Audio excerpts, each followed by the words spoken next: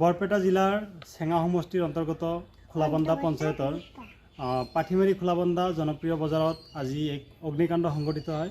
উক্ত অগ্নিকাণ্ডত প্ৰায় 40 পৰা 50 লাখ টকাৰ সা সামগ্ৰীৰ ক্ষয়ক্ষতি হয়। তাৰ ভিতৰত মাইনুদ্দিন হকৰ কাপোৰৰ দোকান, সুলেমান আলীৰ কাপোৰৰ দোকান, আইনুল হক আনচাৰী ফাৰ্মাচী, জাহিদুল ইছলামৰ CSP আদি সম্পূৰ্ণ ভস্মীভূত হৈ যায়।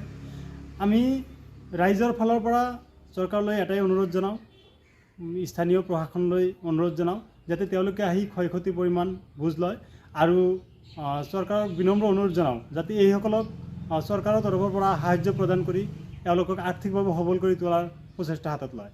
আমাৰ স্থানীয় বিধায়ক আশৰাফুল হুছেইন ডাঙৰীয়াকো অনুৰোধ জনাওঁ আৰু তেখেতৰ জৰিয়তে আমাৰ মুখ্যমন্ত্ৰী মাননীয় হিমন্ত বিশ্ব শৰ্মা ডাঙৰীয়াক অনুৰোধ জনাইছোঁ যাতে এই লোকসকলৰ সৰ্বসাধাৰণ লোকসকলৰ ক্ষয়ক্ষতিৰ পৰিমাণ বুজ লৈ তেখেতসকলক আৰ্থিক এটা সহায় কৰে আৰু এই লোকসকলৰ যি ক্ষয়ক্ষতি হ'ল এয়া আমাৰ অঞ্চলবাসীৰ কাৰণে এটা অপূৰণীয় ক্ষয়ক্ষতি হৈছে। গতিকে তেওঁলোকৰ হৈ আমি ৰাইজে বিনম্ৰ অনুৰোধ জনাওঁ যাতে চৰকাৰে এখেতসকলক কিবা এটা সাহায্য প্ৰদান কৰে।